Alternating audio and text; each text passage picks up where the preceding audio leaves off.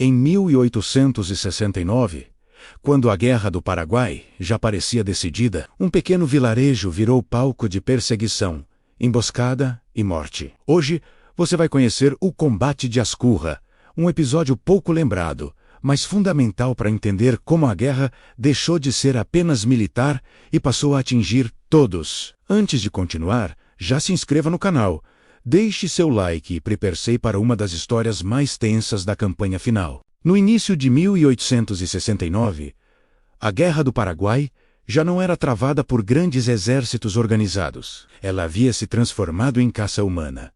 Assunção, a capital, estava ocupada. O exército paraguaio, praticamente destruído. Mas o Marechal Francisco Solano Lopes ainda resistia, recuando para o interior montanhoso do país. Começava a chamada Campanha da Cordilheira. Foi nesse cenário de fuga, escassez e desespero que surgiu o Combate de Ascurra, não como uma grande batalha formal, mas como um choque brutal entre a perseguição e uma resistência desesperada. Para entender o que aconteceu, primeiro precisamos saber onde fica Ascurra e por que ela era tão importante. Ascurra era um pequeno povoado paraguaio, cercado por matas densas, estradas estreitas e caminhos rurais usados por fugitivos. Sua localização era estratégica por dois motivos principais. Primeiro, servia como rota de passagem para as tropas de Lopes em sua retirada. Segundo, era por ali que milhares de civis, que acompanhavam o exército,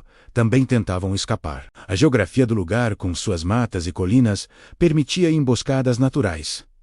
Ascurra não era um forte, não era uma base militar, era simplesmente um ponto de sobrevivência na rota de fuga.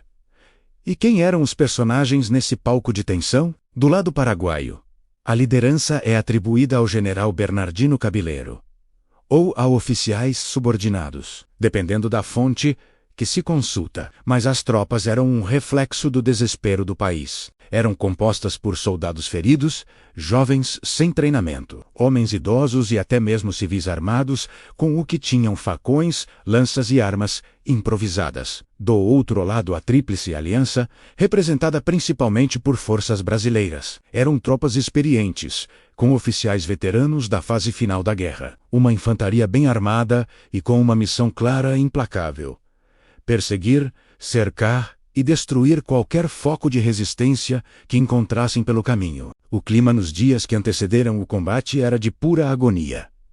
A fome era extrema, faltava munição, as doenças se espalhavam. O cansaço físico e psicológico era total. Relatos da época indicam que muitos paraguaios já não dormiam em barracas, mas no chão, ao relento, civis, incluindo mulheres e crianças, caminhavam lado a lado com os soldados. Algumas crianças eram até usadas como mensageiras, correndo entre os focos de resistência. Ascurra se tornou um ponto de parada forçada, um lugar para tentar respirar. E essa parada se provou fatal. O confronto começou de forma repentina e brutal. As tropas da Tríplice Aliança avançaram pela região após receberem informações de batedores e informantes locais. Não houve aviso, não houve tempo para formar uma linha de defesa. Houve apenas a surpresa. Os primeiros disparos ecoaram pela mata, ainda ao amanhecer, pegando os paraguaios, totalmente desprevenidos. Eles tentaram reagir, mas a situação era impossível. Estavam mal posicionados, tinham pouquíssima munição e não esperavam um ataque direto naquele ponto.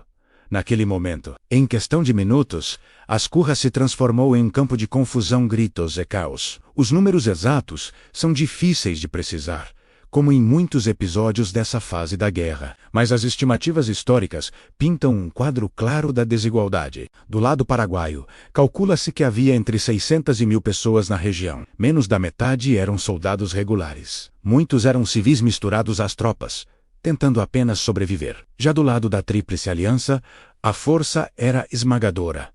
Entre 2 e 3 mil soldados, com armamento moderno e uma logística muito superior. Era uma superioridade total em número, equipamento e condição física. A luta rapidamente se fragmentou. Não foi uma batalha única, em campo aberto. Foram vários confrontos isolados e desesperados, acontecendo ao mesmo tempo dentro da mata nas estradas de terra, entre as poucas casas e galpões do vilarejo. Relatos apontam que os soldados paraguaios tentavam a todo custo atrasar o avanço inimigo, não para vencer, mas para dar tempo para que os outros pudessem fugir.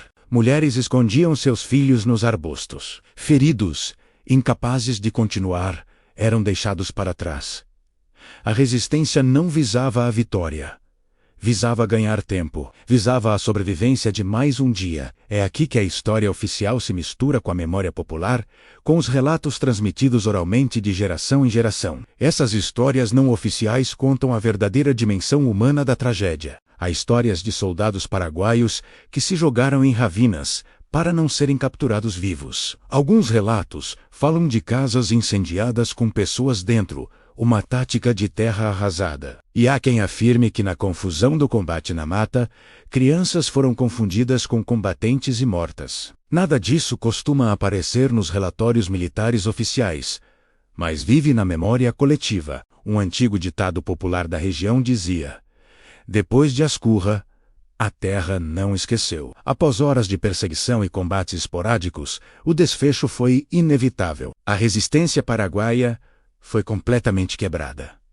Muitos foram mortos no local. Outros, capturados. Apenas alguns conseguiram escapar mais para o interior da cordilheira, continuando a fuga. Ascurra não foi ocupada por muito tempo. Ela foi, na prática, esvaziada. O combate terminou não com celebração ou glória, mas com um silêncio pesado e assustador. O silêncio de um lugar que acabara de ser palco de um massacre. Historicamente, as consequências de Ascurra foram profundas. O combate enfraqueceu ainda mais a já combalida resistência paraguaia. Acelerou a dispersão das últimas tropas de Solano Lopes, tornando a perseguição final ainda mais fragmentada. Aumentou o sofrimento da população civil, que agora estava ainda mais exposta e desprotegida. E, acima de tudo, Ascurra consolidou o caráter implacável e cruel da fase final da guerra. Era o prenúncio do fim trágico que se aproximava em Cerro Corá.